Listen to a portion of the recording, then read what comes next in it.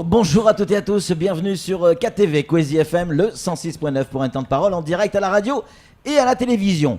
On va parler de cette grève du conseil départemental et de ces perturbations des différents services du conseil départemental, et parmi les services il y a le STM et donc les barges. On va donc parler de la forme et du fond. Pour en parler, on a avec nous Abdou Hariti qui est membre de l'intersyndicale. Abdou, bonjour. Bonjour Patrick, bonjour à tous les Mahorais qui nous écoutent et qui nous regardent. Merci d'être ici et d'avoir accepté de répondre à nos questions. Et Dieu sait qu'on en a des questions. Pour commencer avec la forme de cette grève, on va attaquer le fond juste après. La forme, la barge depuis quelques jours est largement perturbée. On a vu hier, le mouvement s'est radicalisé, est devenu plus dur. À quoi va ressembler cette journée de grève aujourd'hui ? Avant de répondre à votre question, je voulais d'abord passer les condoléances de l'ensemble de l'intersyndicale et l'ensemble des grévistes à une de nos camarades qui vient de perdre sa maman ce matin. Donc c'est Sanda de l'abattoir. Donc nous sommes attristés et nous sommes de tout cœur avec elle. Oui, on est de tout cœur évidemment avec elle et on pense à sa famille. La forme de cette grève, Abdou. Cette grève, elle s'est intensifiée depuis hier et nous n'allons pas relâcher la pression. Tout simplement parce que nous sommes rendus compte que l'exécutif est en train de jouer au chat et à la souris en pensant que nous allons être affaiblis. Nous sommes ici avec une volonté en luttant pour une justice. Et c'est cela qui nous motive. Parce que nous ne pouvons pas comprendre que l'exécutif continue à lancer des communiqués pour manipuler l'opinion, pour demander l'arrêt des mouvements en faisant croire que nous avons gagné l'auto alors qu'il y a une malaise forte au conseil départemental et ils mettent en avant des éléments qui sont des fois injustifiés et qui sont apportés à la population pour justement essayer de nous déstabiliser. Oui, alors ça c'est trop vague, Abdou, c'est trop vague. Soyons dans le concret. Bon, là vous allez attaquer directement sur le fond, mais on y va. Allez, allons-y sur le fond. Concrètement, on nous explique, et vous allez nous répondre par oui ou non, on nous explique que le vrai malaise de cette histoire, c'est des histoires de primes qui auraient été données pour des raisons électorales à certains et pas à d'autres. Et ces primes ont été maintenant supprimés. Et ceux qui ont eu la suppression de ces primes se voient leur bulletin de salaire amputé de quelques centaines d'euros. Est-ce que c'est ça la vérité ? La vérité n'est pas celle-là. Ah, la vérité n'est pas celle-là. C'est pour cela que je dis qu'il y a ici une volonté de cacher la réalité. Alors c'est quoi la réalité ? Ici, on avance cette question de justice. Nous, intersyndicales, on dit chiche. Soyons justes. Oui. Soyons justes et soyons justes jusqu'au bout. Oui. Et que des gens ici, certains occupent des postes illégalement et qui ont des primes illégalement au sein du conseil départemental. Au sein du conseil départemental, et que ce sont ceux-là même qui viennent expliquer aux femmes de ménage, qui viennent expliquer à l'agent d'entretien que la prime qu'elle percevait était illégale. Alors je vous rappelle bien que ces primes étaient donné sur la base d'un texte juridique, oui. La délibération de 2009, cette fameuse délibération dont on parle. Maintenant, nous, on dit, vous avez sucré ces indemnités en prônant la justice. Soit, mais maintenant, c'est la justice pour tout le monde. Et maintenant, vous parlez de 2009. Mais Patrick, nous ne sommes plus en 2009, nous sommes en 2017. Et ces indemnités sur la base de la délibération de 2009 n'ont jamais été retouchées. Le coût de la vie a énormément évolué depuis. Nous demandons tout simplement à ce qu'on recalcule les éléments sur de nouvelles bases et ne pas 2009. 2009, on en est loin. On demande à ce que les points d'indice qui étaient ceux de 2009 soient rehaussés légèrement à la hausse en tenant compte justement de l'évolution du coût de la vie pour qu'on respecte la justice. Donc, nous, on ne demande pas à ce qu'on remette les primes. On sait que ça a été sucré. Ça a été sucré et on ne revient pas là-dessus. Sur la base de ce qu'on parle maintenant, soyons justes. Et c'est tout ce qu'on demande. Donc c'est quand même, effectivement, donc suppression des primes. Là-dessus, vous êtes d'accord avec la suppression de ces primes, mais vous dites, il y en a d'autres à mettre en tenant compte, en tout cas une augmentation, en tenant compte du prix d'augmentation de la vie. En clair. En tenant compte du prix de l'augmentation de la vie, mais je rappelle, en étant juste avec tout le monde. Oui, c'est ça. Pas qu'avec certains, voilà, en fait, de la base du personnel jusqu'en haut de la hiérarchie. À titre d'illustration, pour que tout le monde comprenne et se rende compte de l'ampleur des dégâts, sur un salaire de 2000 €, c'est une perte de 300 €. Le retour en arrière de ce régime indemnitaire. C'est considérable à Mayotte. C'est énorme. Donc c'est énorme et je tiens ici à rappeler qu'il y a des personnes, des familles qui se sont engagées ailleurs sur, par exemple, des prêts et c'est calculé sur leur revenu. Et maintenant, il se trouve, imaginons d'une famille dont les deux membres de cette famille travaillent au conseil départemental. Et il se trouve amputé des sommes qui avoisineraient les 1000 €. Les 1000 €. Et là, c'est un impact énorme. On veut que le personnel du conseil départemental, on entende malheureusement ce qui s'est passé en France au niveau de France Télécom, que les gens se suicident.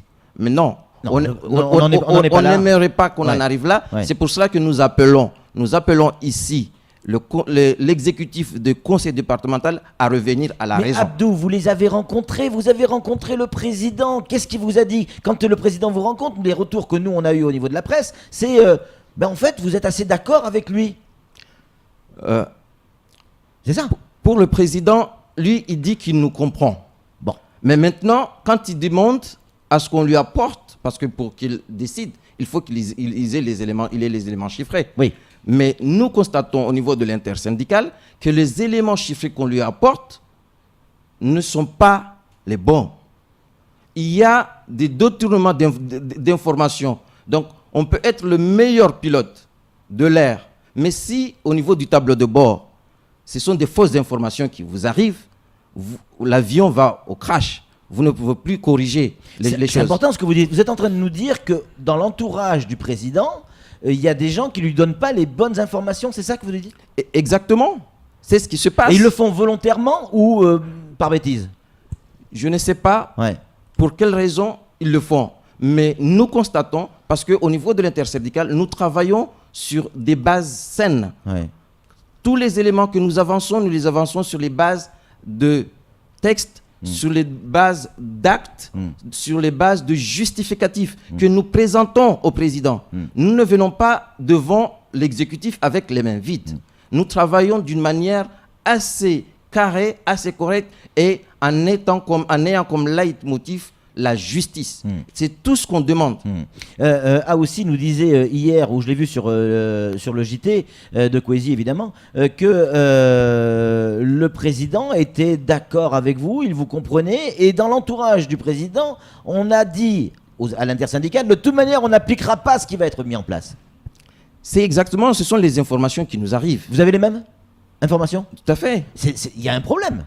Donc, avec la bonne volonté, la toute bonne volonté du président, s'il n'a pas les bons conseils, s'il n'a pas les bons éléments, comment voulez-vous qu'il décide d'une manière juste? Donc, et le communiqué qu'on a vu qui a été lancé hier, on s'est dit mais non, ce n'est pas le président qui nous a entendus depuis maintenant 3 jours. Ce n'est pas le président qui nous a entendus. Parce que quand il nous dit qu'il demande l'arrêt immédiat des bâches parce que nous avons reçu tout ce qu'on demandait, alors que c'était faux. C'était faux. Et d'entrée de jeu, on avait annoncé que le premier point de revendication, c'était un point bloquant. Comment est-ce que maintenant on va nous taxer des personnes qui ne comprennent rien et qui ne veulent rien, et en étant quasiment des enfants gâtés? Nous ne sommes pas des enfants gâtés. Samuel Bocher, le rédacteur en chef de France Mayotte Matin. Une question à vous poser, Abdou. Le président Sobahaddine Ibrahim Ramadani est tout sauf un imbécile. C'est quelqu'un d'intelligent qui sait comprendre les choses. Mais il est entouré de Fatima Soufou qui est tout aussi intelligente, ou de Issa Abdou Issa. Est-ce qu'ils sont partie prenante aux discussions pour analyser et comprendre que les chiffres qui leur sont rapportés ne sont pas forcément les bons? En tout cas, ces personnes, à des moments différents, ont été présentes lors Tout des à fait. négociations. Et notre discours a été celui-là. Et ces personnes étaient en face de nous. Et ils ont tous les éléments dont nous avançons. Maintenant, je ne peux pas vous expliquer pour quelles raisons ils restent obstinés. Alors que nous demandons tout simplement, sur la base de 2009, qu'on tienne compte de la hausse du coût de la vie. Bien sûr. Et sur cette hausse, on fait les calculs pour intégrer le nouveau régime qu'ils veulent mettre en place. On ne va pas nous dire qu'on fait des calculs sur la base de 2009 alors qu'on n'est plus en 2009. Soyons sincères et soyons clairs, soyons honnêtes. Abdou, on a attaqué directement sur le fond. Il faut qu'on parle de la forme de cette grève.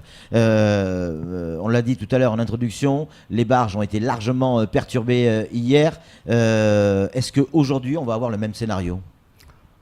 On va voir le même scénario. On va voir le même scénario. C'est-à-dire, donc de quelle heure à quelle heure on va avoir des barges pour que les gens puissent s'organiser aussi, vous comprenez ? Comment ça va se passer ? Expliquez-nous. De 7h à 17h, service minimum. C'est-à-dire une barge toutes les heures. Oui. Oui. Entre-temps, il risque d'y avoir des moments forts où il va y Blocage avoir, de barge total. Donc, il risque d'y avoir des moments forts. C'est tout ce que je vous annonce. Je ne peux pas vous annoncer plus. Donc, il risque d'y avoir des moments forts au cours de la journée. Nous allons entrer en négociation tout à l'heure. Dès 9h ce matin. Dès c'est ça 9h ce matin. Et nous appelons les personnes qui sont en face de nous de revenir à la raison, de comprendre. Nous, intersyndicales, nous travaillons, nous avons des chiffres et des éléments à l'appui. Donc nous pouvons démontrer 1+1 que ce qu'on nous a donné comme chiffre jusqu'à présent est faux. Donc il faut que ces gens-là comprennent qu'ils n'ont pas en face d'eux des gens qui sont issus de l'école maternelle. Ils ont en face d'eux des personnes qui comprennent les choses, des personnes qui ont des années d'ancienneté dans cette administration, qui comprennent tous les rouages de cette administration, maintenant qui en ont assez d'être la dindon de la farce tous les jours, ou qu'on les accuse d'être des agents qui ne travaillent pas, des agents alors que vous avez vu, au cours de toute l'année 2016, il y a eu des revendications au conseil départemental. En aucun moment, vous n'avez entendu parler de revendications sur les salaires, sur les primes. C'était uniquement des moyens pour qu'on puisse travailler dans des bonnes conditions de travail. des Effectivement. conditions de travail. Ouais. Allez, c'est pas forcément lié, encore que. Est-ce que vous comprenez également, vous, l'intersyndicale, que ce conseil départemental doit faire des économies ? Est-ce que vous comprenez que financièrement, il y a un gros problème au conseil départemental, il faut faire des économies ? Est-ce que vous comprenez qu'être 3000 salariés au conseil départemental, c'est beaucoup quand en métropole, un conseil départemental de la même taille fonctionne avec 600 personnes ? Cet élément est bien sûr avancé, mais nous disons, le conseil départemental a double compétence. Nous avons la région, nous avons le département. C'est vrai. Qu'on tienne compte de ces paramètres également. Qu'on ne C'est pas vienne faux. pas nous accuser à chaque fois de ne pas comprendre. Normalement, il devrait y avoir deux budgets. Un budget du département, un budget de région qui devrait ensuite être consolidé pour qu'on ait C'est pas faux. une vision claire de ce qui se passe. Et puis c'est pas vous qui avez embauché les 127 contractuels supplémentaires. Nous ne voulons pas entrer là-dedans. Ils ont embauché, ils prennent leurs responsabilités. Mais à chaque fois, on vient demander à l'agent d'entretien, on vient demander aux jardiniers, on vient demander aux secrétaires de faire des efforts. Mais quand est-ce que les autres vont faire des efforts ? Et quand est-ce qu'on va prendre les éléments réels pour qu'on se dise, mais ces gens-là, ils travaillent pour deux ? Ils travaillent pour deux. Pourquoi maintenant on les accuse d'avoir ceci et pourtant ils travaillent pour deux ? On travaille pour des compétences du département, on travaille pour des compétences régionales. Donc maintenant, il faut arrêter d'accuser le personnel du conseil départemental parce qu'il y a un malaise là-dedans. Ouais. Il y a un malaise. Nous le vivons mal. Parce que, je vous dis, des fois quand on entend comment on parle du personnel du conseil départemental, on a envie d'aller se cacher. Si nous qui travaillons au conseil départemental. Mais ce n'est pas la réalité. Nous sommes animés d'une bonne volonté. Nous avons travaillé, nous avons occupé des postes de responsabilité. D'autres ont occupé des postes, ont fait leur travail d'agent d'entretien correctement, normalement, pendant des années. On demande tout simplement à ce que cela soit reconnu. Et soit reconnu en premier par l'exécutif. N'importe quel exécutif qui viendra prendre les rênes, on demande à ce que le personnel du conseil départemental soit reconnu dans son travail, soit reconnu... Mais est-ce que, oui ou non, vous n'êtes pas obligé de répondre, mais j'espère que vous allez répondre. On est sur Quasi là, hein, donc on dit les choses. Est-ce que oui ou non, il y a des salariés, des gens qui ont été embauchés pour des raisons électorales? Et est-ce que c'est pas ça qui contribuerait à la mauvaise image des vrais salariés du conseil départemental? Nous, intersyndicales, on ne va pas entrer dans ces détails. D'accord. Nous défendons l'ensemble du personnel. Maintenant, les gens qui auraient fait cela, mais qui prennent leurs responsabilités.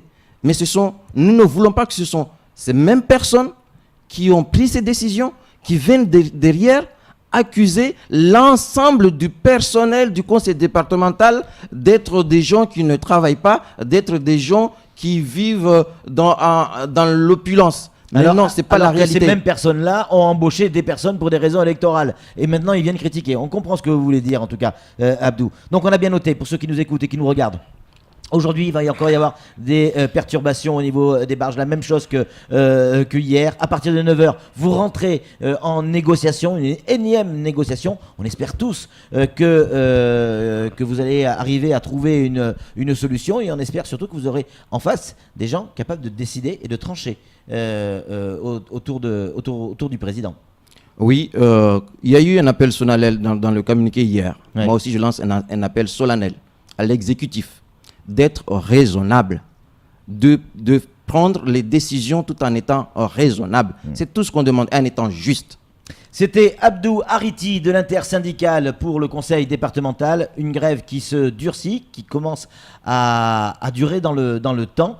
Vivement que ça s'arrête. Allez, c'est tout pour ce temps de parole. Tout de suite, la suite de nos programmes.